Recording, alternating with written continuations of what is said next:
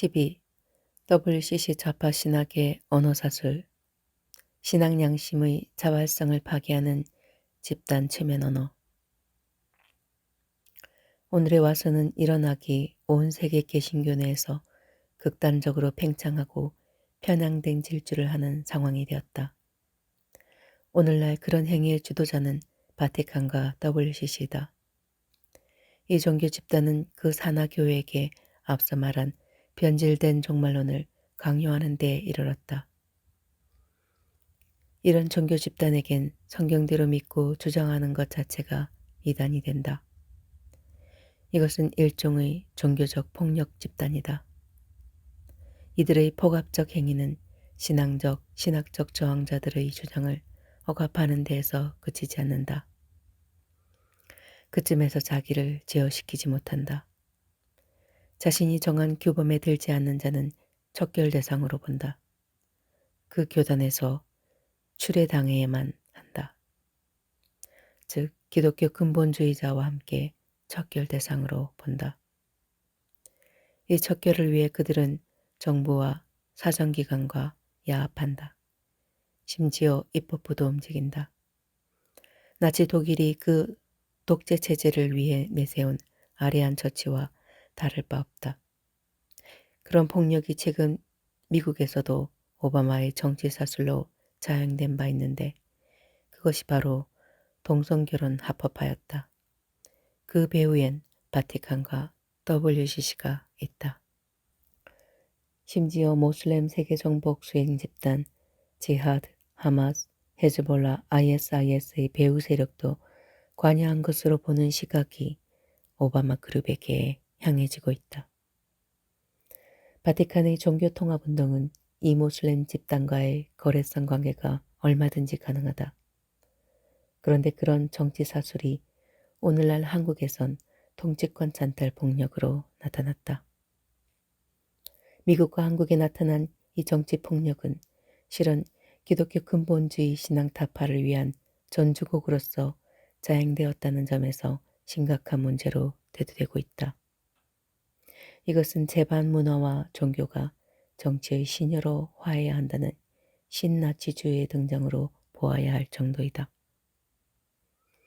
이렇게 합법을 가장한 폭력 행사를 그 내부자들은 여러 형태로 이미 경험하고 있다. 가령 미국의 가톨릭 비숍 파크 신부는 2016년 미국 WCC의 대표격인 코프란드 목사가 이끄는 한 집회에서 다음과 같은 이상한 말을 하고는 갑자기 교통사고로 사망하였다. 나는 성경이 종말 시대에 재림하시는 주님 앞에 오리라고 한 사자 엘리야이다. 그리고 현 교황님 프란체스코는 다시 오리라고 약속된 그 재림주이다. 앞으로 모든 개신교 교회는 WCC 산하에 들어와야 그 생존이 가능할 것이다. 나머지는 인류 평화의 적으로서 척결되어야 하고 또 그렇게 될 것이다. 프란체스코는 자기가 이렇게 선전이 되는 집회에 영상으로 나타나 강복과 인사를 하며 사실상 자신이 그런 재림주임을 암묵리에 스스로 인정하였다. 코프란드와 회중은 그런 교황을 신을 모시듯이 환호하였다. 그들의 언어들을 잘 살펴보라. 이런 폭력의 협박 앞에서 추례를 당한 자는 반드시 도피해야 하거나 다른 보호장치 속으로 피해 들어가도록 일종의 공황장애 암시를 걸고 있다. 참된 신앙이 없으면 반드시 걸릴 암시이다. 이 암시에 걸리면 그 자체로서 저항자는 암시 내부에 저장된 사악한 언어에 쫓기는 심리가 된다. 그런 심리는 어떻게 전개될까? 1. WCC 산하교단 내에서 나의 성경신뢰 자세를 발설하면 따돌려지고 교단에서 내 연금 평가 점수가 깎이게 된다. 2. WCC 평점에서 탈락되면 나는 교단 내에서 척결 대상이 되고 내 밥벌이 교회 강단도 박탈당한다. 3. 거기에다 내부 배신자로 지목되며 교단 밖의 척결 대상자보다 더 혹독한 정치 탄압의 대상이 된다. 이런 연약한 저항자는 암시 해소의 치료 과정을 거치지 않으면 일종의 골리앗 피해 망상이라는 특이한 공황장애 심리에 눌린다. 즉 홀로 아무 대책도 없이 거대한 폭력에게 불가피한 공격을 당하게 되었다는 피해의식이다. 그것은 반드시 피해망상으로 발전한다. 이런 암시를 거는 자들은 이런 심리적 이행을 모두 개선하고 내부의 잠재적 적을 공격한다. 그 가슴 속에는 피해자로서의 공포감이 뿌리를 내린다. 올바른 신앙이 없는 한 이런 공해장애의 그물에 반드시 걸린다. 가톨릭 신부 파크의 협박성 언어는 바티칸과 WCC 사이에 종교폭력 사용 합의가 있었음을 공공연히 내비치고 있다. 즉, 이 언어 사용자의 폭력적인 악마성을 고의적으로 노출하고 있다는 의미다. 2016년을 지나치며 어째서 바티칸과 WCC는 이런 언어 사술에 심하게 편향, 의존된 행동을 하는 것일까? 그것은 내부 단속을 먼저 급히 서둘러야 할 사정에 쫓기고 있다는 뜻이다. 이것은 외부의적인 보수적 크리스찬과 각국 애국 보수주의의 괴멸을 급히 서둘러야 할 내부 문제가 긴급해졌다는 의미이다. 그것은 그들이 지금 시간, 하나님에게 쫓기는 중이라는 말이다. 시간에 쫓기는 자는 언제나 죽어가는 인간이다. 즉 겉으로 보아 아무리 강대하게 보일지라도 실상은 내부 부패와 자기 모순으로 스스로의 명을 재촉하는 상황에 처해 있다는 의미다. 그렇다면 그들 내부 단속을 급히 서두르게 한 사정이란 자신들의 때가 다 된 것에 놀란 탓이다. 그들의 그 자멸 징후는 무엇일까? 틀림없이 공룡 자멸 증후군이다. 공룡은 제 자신의 몸이 너무 커지고 제 종족의 번영이 너무 급히 강해져서 자멸했다. 공룡이 번성할수록 그 먹이는 급히 소멸되고 생태학적 저항 전선은 강해졌다. 이로 인해 같은 종끼리 먹이 싸움에 휘말렸고 자멸을 향한 급속한 질주를 막지 못했다. 그 위에 대자연 이변이 겹쳐 공룡의 종은 지구상에서 갑자기 사라졌다.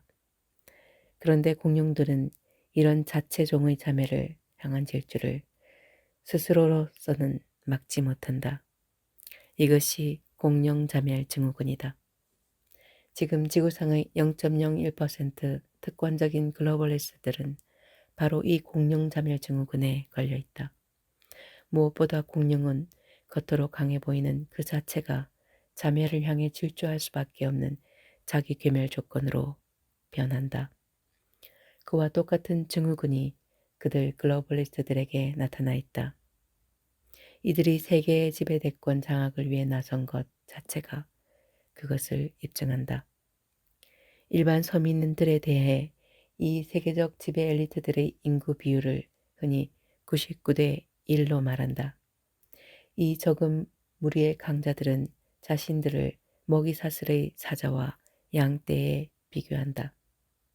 그들은 진화론이 인간 세계에도 적용된다고 주장한다. 그것을 사상으로 풀이해서 내놓았는데 그것이 문화적 진화론이다. 그 주장의 핵심을 요약하면 다음과 같다. 1. 인간 세계도 약육강식의 먹이사슬 정글이다. 2. 따라서 인간의 삶도 적자생존 원칙으로 진행된다. 3. 이것은 순수 도덕 원리보다 패권 지배 원리가 인류 공동체 유지 원리로 인정되어야 함을 말한다.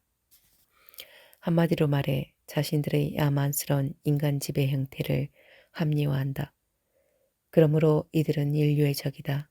하지만 이런 범죄는 여기서 멈추지 않는다.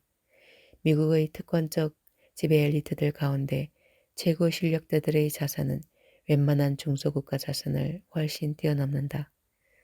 미소냉전이 거의 끝날 무렵 미국 전 자산의 50% 정도가 1% 미만의 특권층 사람들에게 집중되어 있었다. 그리고 나머지 약 25% 자산이 4%의 엘리트들에게 집중되어 있었다. 4%의 엘리트들은 정부와 국가 운영 각 분야에서 재계를 비롯한 미국의 상류층을 형성하는 이들이었다. 하지만 실은 그들 모두가 1% 특권층의 지배력을 유지 확장시키기 위한 고용인 집단이나 다름없다. 왜냐하면 국가 시스템 자체가 그 특권층 지배력을 유지 확장시키는 기능으로 화해 돌아가고 있었기 때문이다. 따라서 나머지 95%의 인구가 미국 자산의 약 25%를 가지고 서로 나누어 살고 있었던 것이다. 이 계층별 자산 분배율이 온 세계에서 서민 생활 수준이 가장 높은 미국에서 이렇다면 나머지 국가들의 자산 분배율은 더 심각한 격차를 이루고 있으리라 보아야 한다. 그런 특권층 1% 가운데 스스로를 신격화하여 일반 인류와 자신들을 차별화하는 무리들이 있다. 이들의 인구 비율은 더 차이가 난다. 이들은 인류의 삶의 터전인 이 행성을 자신들의 목장으로 본다. 그리고 자신들 위에의 타 인류를 자신들이 사육하는 식중이 때로 본다. 이들이 지닌 힘은 절대 다수의 타 인류의 생사를 결정할 수 있을 만큼 강하다. 그래서 이들은 세계 지배 대권을 당연한 듯이 추구한다.